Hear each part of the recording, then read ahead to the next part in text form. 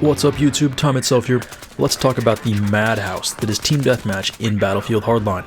64 players on what is essentially the Conquest small play area of the map means the player density is extremely high and the spawns are, well, they're just terrible. I know they're going to put out an update that's supposed to improve things a little bit, but there's no way you're going to pack 64 people into this area and not have things be silly. So let's talk about why we're all flying coach and some strategies for dealing with it. Battlefield 3 veterans will recall the popularity of Team Deathmatch on No Char Canals, which, to the best of my knowledge, was the smallest Team Deathmatch map available in Battlefield 3. And on PC, they like to turn it up to 64 players, set the ticket count to something crazy, and just go at it. And that was crazy too. Most of these maps are quite a bit larger than No Char Canals was. Visceral probably saw the popularity of those servers and figured, well, if that's what most people are going to end up playing for Team Deathmatch, we might as well make it the default. On those kinds of servers, you don't have to try to find the action, it'll find you, usually before you're ready. It can be kind of mindless, but it does offer the opportunity for some fun kill streaks when people just keep running into your sights. With so many people running around and so much crazy stuff going on, even less skilled players are going to be able to pick up kills occasionally just because the bullets will eventually hit something that's already injured. While not as true in Hardline, in Battlefield 3 and 4, getting in an infantry-on-infantry fight could actually be a bit of a challenge, it's kind of rare, and so if you were looking to just shoot guns at other people who were shooting guns at you, Team Deathmatch was a good way to do that. You know, maybe you just want to practice gun handling or try out some different attachments. And speaking of attachments, because there's a requirement to get a certain number of kills with a weapon in order to unlock the attachments for it, not just points with a weapon, but kills, Team Deathmatch offers a good way to do that. The entire point is to kill the enemies with your gun, and if that's what you need to do in order to unlock the attachments you want, well, that it's already the objective of the game mode happens to work out great, doesn't it? But if 64-player Team Deathmatch isn't quite what you're looking for, check out the server browser and see if there are any lower population servers. Last I checked, there weren't any on the Xbox One, but who knows, that could change. If you're just curious about how things play out when you lower the player count, go ahead and look for some 360 or PS3 footage on YouTube of Team Deathmatch, where the player count's only 24. The maps start to look kind of large at that point, and players have to start looking for areas to congregate in where fights are likely to happen, rather than just basically being engaged in a gunfight as soon as they spawn. So the crazy madhouse of 64-player Team Deathmatch is here to stay in Hardline. So let's talk about how to make the best of it. In Battlefield games, spotting enemies for your teammates is a critical aspect of the game. Hardline is no different, and you can spot enemies just like you can in any other Battlefield game. But there is another option in Hardline. After you perform a non-lethal takedown, either melee or taser, you can interrogate that enemy. That will spot enemies in a small radius for a short period of time around where you interrogated that player. Given the extreme player density in Team Deathmatch, this is actually really useful, and interrogations win games. It shows you and your teammates on the map where the enemies are and where they're looking. It's like the Blackbird from Call of Duty Black Ops, and it's just as effective. It means avoiding enemy gunfire, flanking, or setting up ambushes, just because they know exactly where the enemies are. It also usually means a lot of extra points. Non-lethal takedown, extra points, interrogation, extra points, and then everyone who dies who is spotted by your interrogation, that's another 25 points, and it's easy to rack up several hundred points like that. There is a challenge or a trade-off or risk-benefit analysis there because the radius is somewhat limited, and on the larger maps, if someone's just out sniping on their own, you won't get a whole lot of points for intel assists just because it didn't spot a lot of people. While the basic premise of Team Deathmatch is simple, kill the enemy players, don't die yourself, the not dying thing is a little bit more important here, partly because respawning is so dangerous. You can be ambushed off your spawn, not even have a chance to fight back. But then there's just basic situational awareness. If you've got teammates around, they're probably already making noise and attracting the enemy to your location. If not, well, you don't have anybody else out there to help you spot those enemies who are around and are alert to enemies to come in on that spawn point, because it doesn't take long to start to figure out where the spawn points are in this game mode, because enemies are constantly respawning. So every time you spawn in, take a second to look around, try and get your bearings, and decide what your best course of action is going to be before you move on. First, as long as you don't take an action and just look around, you have spawn protection for about 2 seconds where you're essentially invulnerable. However, if you start moving or use an action, then you become vulnerable and the enemies can shoot you. However, with a controller, moving that left thumbstick a little bit is kind of a typical thing, and you can't always count on the spawn protection unless you're very careful not to do anything. Of course, this cuts the other way, so if you're looking at someone who just spawned in, be aware they might have spawn protection. Part of the reason that situational awareness is so hard to keep is that you can respawn almost anywhere. The map is constantly in flux with players pushing from both sides in all directions, and the spawns can do kinda goofy things. And a lot of the time, when you respawn back in, you'll have no opportunity whatsoever to get your revenge kill. There'll be no way to get across the map and get to your killer because there are so many other enemies around in your way. As an FPS veteran, the thing that feels weird or strange is, well, there are 32 players on the enemy team. You're probably not going to kill all of them in a single game, and you may not kill many of them more than once. Between the high player count and not being able to get back for a revenge kill, most players don't bother to remember who killed them, where, or with what. They don't worry about it because, honestly, it usually doesn't matter. In other words, it's almost like all the players have attention spans of goldfish. That only makes it more satisfying when you piss someone off enough that they're actually going to bother to try and come back and attempt to take revenge. Another notable difference with this team deathmatch compared to a lot of other FPS team deathmatches is that it comes into situations where you think, well, I want to get away from my teammates, especially if I'm going to try and be stealthy and stay alive for a while, because my teammates are just going to give away my position and then let me down and let an enemy come up from behind and shoot me in the back. Okay, those things are probably still true, but if you're in an area without friendlies, it usually means the enemies are respawning around there and you're going to get in over your head very quickly. So a fair amount of this simply comes down to learning the maps and spawns and avoiding areas with lots of spawn points when you don't have teammates around to keep the enemies from spawning in there. I'll say that suppressors are a good choice for just about every weapon, but there's no way to ensure that you'll stay off the minimap. Just being spotted by an interrogation, by the enemy hacker, and the announcer might just call you out to the enemy players. With so many ways for your position to be given away, there's no reason to ever expect that you're going to have any degree of stealth when moving around. But the suppressor does remove the muzzle flash and make your gunshots quieter. If you're only looking for a few extra tenths of a millisecond, especially when everyone's running around and not quite sure where everyone is because of all the crazy spawning that's going on, it will give you a few extra tenths of a second advantage normally. The downside, of course, being the slower projectile velocity, so you've got to aim higher at range and also lead your targets further.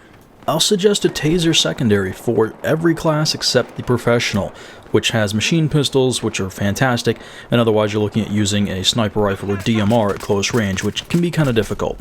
But if you opt not to take a taser secondary, which is fine, I would strongly recommend to take a melee weapon that'll let you perform non-lethal takedowns. The baseball bat and police baton are the two that you have unlocked by default. Those interrogations are just too useful. If you walk up behind a guy who's completely oblivious, you want a way to take advantage of that. On most maps, the go-to class is a mechanic with the armored insert, and the second gadget, I guess you could use the grenade launcher. I don't use it very often. Sabotage will pick you up a few kills, but also make you a terrible person. Or you could take a repair torch and humiliate some people. Of course, why not just interrogate them at that point?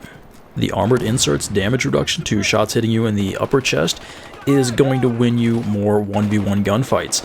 And when you're running around trying to get into fairly close range combat with the mechanics SMGs or PDWs, whatever you want to call them, that is going to make a huge difference.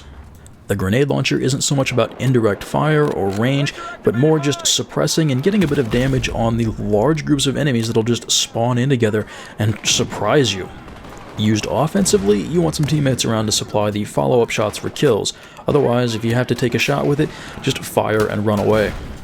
The operator has some fantastic guns. You can't rely on the armored insert to win you gunfights, but you can use the med pack afterwards in order to heal that up and be ready for the next gunfight.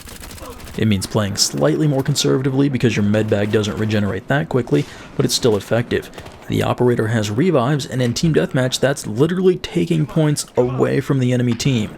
The thing is, you don't want to get yourself killed going for that revive, and you want the guy who you revive to not just immediately die again.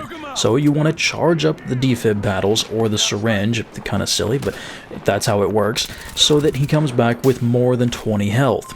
Also, I'm pretty sure people can still respawn before the little timer runs out. If they've already respawned, they can't be revived. So don't run out into a dangerous situation and go for that revive when there's just a tiny sliver of that little timer left.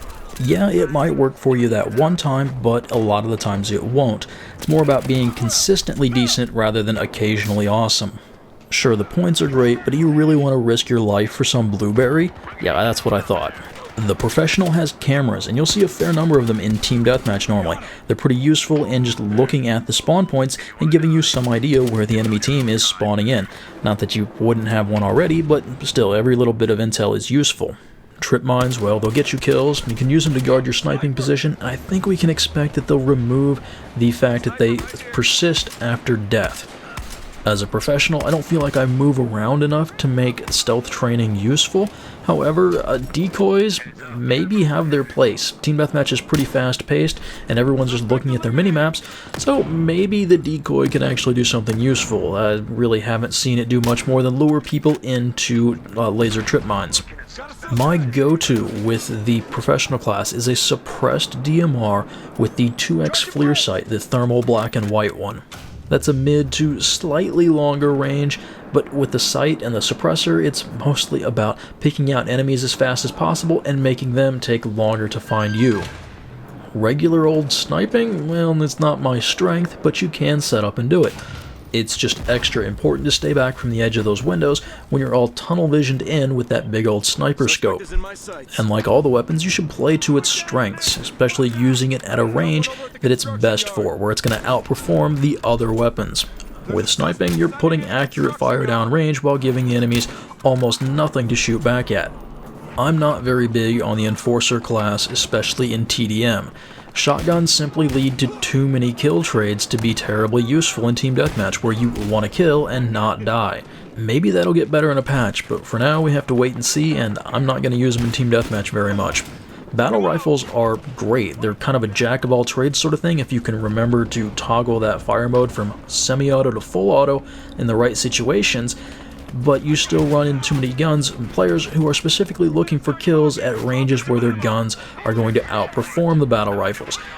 Looking for closer range combat? Well, then those are SMGs, assault rifles, and carbines. Looking for longer range combat? Well, that's the DMR and sniper rifle forte.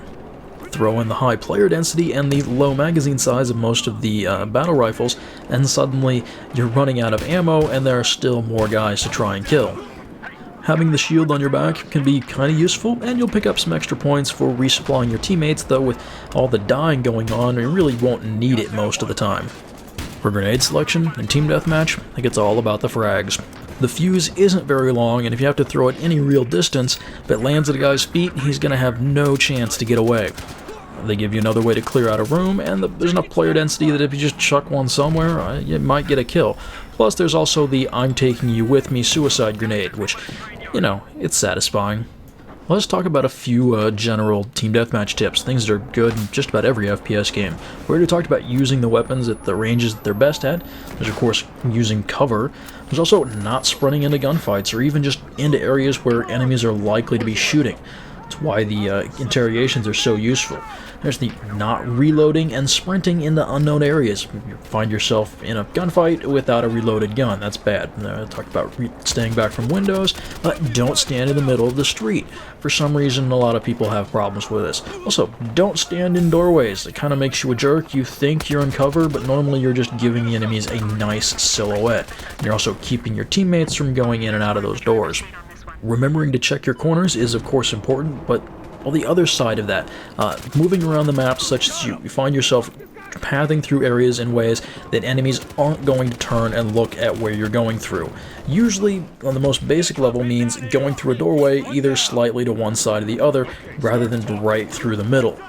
And that extends to moving between cover, across the street, from one room to the other, and so on. With all the players on these maps, being as careful as possible, but not just camping because that's boring, is really useful. You usually don't want to start a fight you don't think you could win, at least not that your friends can't help you win. In this game, you're going to give away your position, and someone else is going to turn and probably kill you. Also, you're going to be standing still when you try to shoot some guy, and that's going to make it easier for someone else to turn and shoot you in turn. I've had plenty of scenarios where I'm behind 4 or more enemies, have a suppressed weapon, and think, oh, this is great, I'm going to have an amazing clip here. And then I turn and start shooting one, and then one of the rest of them turns and kills me before I can get anything else done. Just be aware that if you're engaging a large group of enemies, someone's, they figured out this whole team deathmatch thing, and you basically just keep turning around in circles until you find someone. Yeah, they probably know that trick too, and someone's going to turn, realize they're taking fire, and kill you. So be careful when engaging large groups of enemies, even if you have the element of surprise. In Hardline, well, people are starting to figure this out, but you can use especially the grappling hook, not so much the zip line, to get to places in ways that people aren't expecting, and you can get around a lot of cameras and trip mines and sabotage and people corner camping that way. Just take it straight up to the top of the building and then clear it out from the top down rather than coming up from the bottom. Okay, finally, the game modes in Hardline have a Supremacy challenge. Basically, win by a lot rather than a little. In Team Deathmatch, this is double the enemy team's score. And at first, when you look at it, you're like, oh, that's about the same as the other Supremacy challenges, right? I mean, it's effectively exactly the same as Conquest and Hotwire, where you're supposed to win without losing half your tickets. And you'll normally see teams of random players, or even just with one organized squad, pick those up fairly regularly. But in Team Deathmatch, no, not gonna happen. It means having your team go have a 2 KD. In 32 on 32, you're just going to get regression to the mean, typically, which with so many players and randos and all the crazy stuff going on with the spawns, and you're not going to see that happen. I don't have any of these Supremacy coins yet.